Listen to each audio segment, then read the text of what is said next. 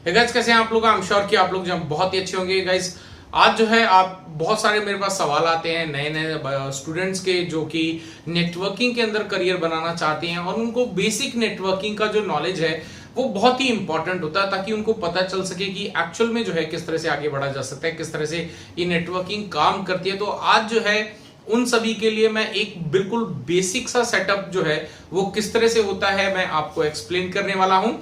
तो आज जो है इस वीडियो के अंदर मैं आपको कंप्यूटर्स को जो है स्विचेस के साथ में किस तरह से हम कनेक्ट करते हैं और ये आपस में जो है किस तरह से कनेक्ट होते हैं, कॉन्फ़िगर करना पड़ता है क्या चीज, तो ये सारी चीजें जो है मैं आप लोगों को बताने वाला हूं आज के इस वीडियो में। तो वीडियो को अंत तक जरूर देखिएगा। मेरा नाम है मंजीत सिंह और आप देख रहे हैं आपका अपना चैनल टेक गुरु मंजीत। तो चलिए, सबसे पहले जो है कंप्यूटर्स को कनेक्ट करने के लिए हमें जो है एक डिवाइस की रिक्वायरमेंट होती है जिसको हम स्विच बोलते हैं। बेसिकली एक ऐसा सेंट्रल डिवाइस होता है जो सभी कंप्यूटर्स को आपस में कनेक्ट करता है। तो एग्जांपल के लिए हम यहां पे ले लेते हैं कि ये हमारा जो है ये हमारा एक स्विच है, नेटवर्किंग स्विच जिसको बोलते हैं। ये हमारा स्विच है, राइट। इस स्विच के अंदर जो है पोर्ट्स होते हैं, कोई 24 पोर्ट्स का होता है, कोई 8 पोर्ट्स का होता है, कोई 12 पोर्ट्स का होता है, कोई 48 पोर्ट्स का होता है। तो अलग अलग पोर्ट्स जो हैं वो इसके अंदर अवेलेबल होते हैं। अब इन सभी पोर्ट से हम एक एक केबल कनेक्ट करके जितने भी पोर्ट्स अवेलेबल होते हैं उतने कंप्यूटर हम एक साथ कम्युनिकेट करवा सकते हैं।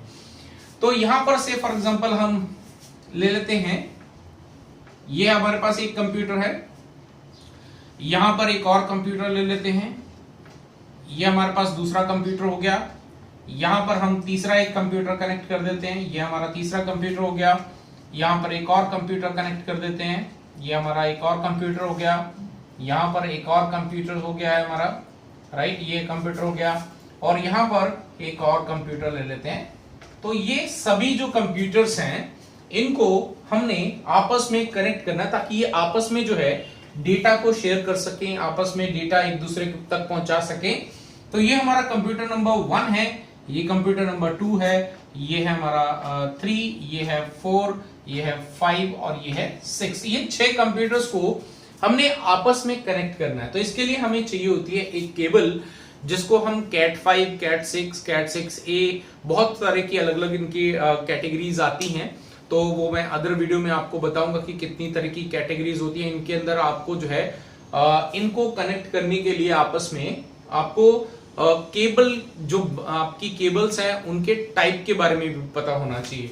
तो केबल की टाइप की अगर मैं बात करूं तो टाइप के अंदर जो है, केबल टाइप के अंदर हमें जो है 2 केबल का ध्यान रखना होता है। एक होती है आपकी स्ट्रेट केबल, ठीक है, और दूसरी होती है आपकी क्रॉस केबल। स्ट्रेट केबल क्या कब कनेक्ट करते हैं, हमें स्ट्रेट केबल का इस्तेमाल कहां पे करना है और क्रॉस केबल का हमें कहां पर यूज करना होता है। तो स्ट्रेट की बात करें, अब यहां पर जो भी आपके डिवाइसेस हैं अगर वो डिफरेंट डिफरेंट कैटेगरी के हैं, से फॉर एग्जांपल यहां पर हमारा ये एक कंप्यूटर है और यहां पर हमारे पास नेटवर्क स्विच है या फिर इसकी जगह पे आपका राउटर है।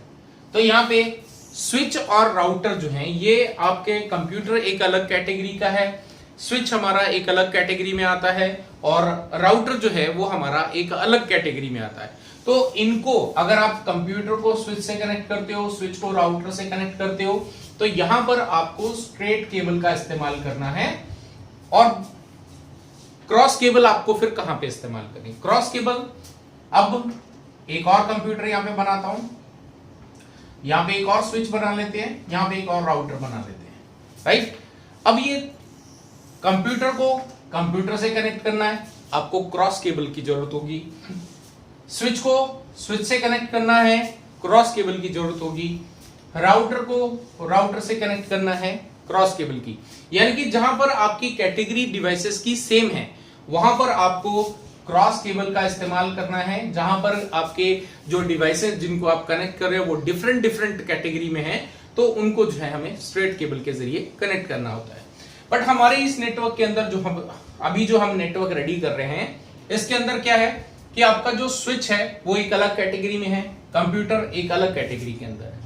अब यहां पर इनको कनेक्ट करना है तो कैसे करेंगे, तो ये हमने एक पोर्ट से केबल ली और कैट 6 या कैट 5 केबल लेके हमने इसको कनेक्ट कर दिया। दूसरे पोर्ट से एक केबल ली और इसको हमने दूसरे कंप्यूटर को कनेक्ट कर दिया। तीसरी यहां पर हमने केबल ली और हमारा तीसरा कंप्यूटर कनेक्ट कर दिया। चौथे पोर्ट से केबल कनेक्ट करी और इसको हमने चौथे कंप्यूटर को कनेक्ट कर दिया। फिर पांचवें पोर्ट पे जाकर हमने पांचवें कंप्यूटर को कनेक्ट कर दिया। फिर 6th पोर्ट के ऊपर हमने ले जाकर 6th कंप्यूटर को भी कनेक्ट कर दिया। अब ये हमने वायर के जरिए कनेक्ट कर दिए, लेकिन यहां पर इतना सा वायर से कनेक्ट कर दिए, अभी ये कम्युनिकेशन जो है वो चालू नहीं होगा, ये आपस में डेटा शेयर नहीं कर सकते हैं। इसके लिए हमें जो है आईपी एड्रेसेस की भी रिक्वायरमेंट होती है। तो से फॉर एग्जांपल हमें यहां पर जो है आईपी एड्रेस लेना है 192.168.10.1। ये एक आईपी एड्रेस है जो कि आपका IPv4 एड्रेस है। ये आईपी का वर्जन 4 एड्रेस है जो कि यूज करते हैं। IPv6 भी अवेलेबल अभी मार्केट के अंदर जो कि हम कॉन्फ़िगर करते हैं। IPv6 थोड़ा सा डिफरेंट है समझने के लिए, ये आसानी से समझ में आ सकता है, इसलिए मैं इसका इस्तेमाल कर रहा हूं। इसी तरह से अब यहाँ पे 10 डॉट लास्ट में, यहाँ पे 192.168.10, ये हमारा जो है ये तीन जो ऑक्टेट कहते हैं इसको बेसिकली, ये हमारा नेटवर्क एड्रेस होता है, राइट। नेटवर्क एड्रेस को जो है अगर आप इन सभी कंप्यूटर्स को आपस में कम्युनिकेट करवाना चाहते हो, इन दैट केस आपको ये जो नेटवर्क एड्रेस है, क्योंकि ये आपका कौन सी क्लास का है, ये क्लास सी का आईपी एड्रेस है, तो क्लास सी के अंदर 3 ऑक्टेट जो है वो हमारे नेटवर्क एड्रेस होते हैं। तो ये नेटवर्क एड्रेस इन सभी के अंदर, इन 6 के 6 कंप्यूटर्स में आपको ये 3 192.168.10 ये तो आपको सेम रखना ही पड़ेगा। लेकिन जो 4th ऑक्टेट है, ये जो लास्ट वाला जो डॉट के बाद का है जहां पे मैंने 1 लिखा है, तो ये हमारा कहलाता है 4th ऑक्टेट।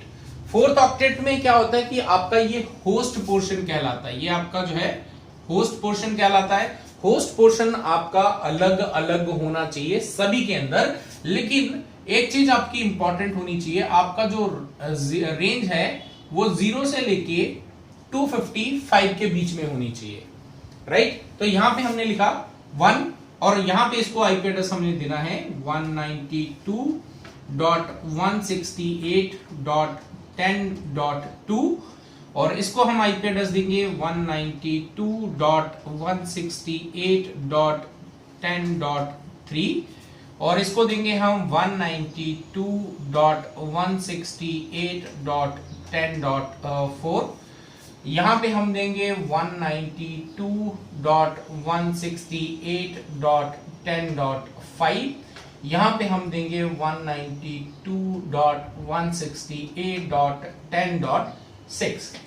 तो आप देख सकते हैं अगर आप इस तरह से आईपी एड्रेस देंगे सभी को, तो ऐसे में आपको जो है ये आपस में, अब क्योंकि ये सारे कंप्यूटर्स में हमने सेम सीरीज का, सेम क्लास का आईपी एड्रेस इस्तेमाल करा है, क्लास सी का सेम नेटवर्क एड्रेस यूज किया है 192.168.10, ये भी सभी के अंदर सेम है। और होस्ट के अंदर जो है हमने 0 से 255 के बीच की रेंज ली है, दैट इज 1 2 3 4 5 6। तो अब ये जो कंप्यूटर्स हैं ये आपस में कम्युनिकेट कर सकते हैं, क्योंकि हमने इनको एक नेटवर्किंग डिवाइस, ये हमारा जो नेटवर्किंग डिवाइस है स्विच, उसके साथ में हमने इनको कनेक्ट करा है केबल के जरिए। तो अब जो है ये आपस में कम्युनिकेट कर सकते हैं।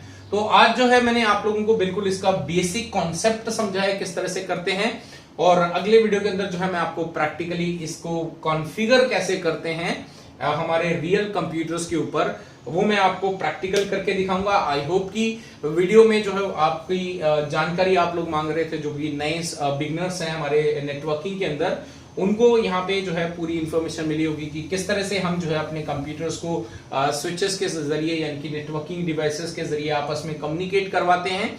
तो इसमें आपको बेसिक इंट्रोडक्शन जो है मिल गई होगी, काफी कॉन्सेप्ट आपका क्लियर होगा।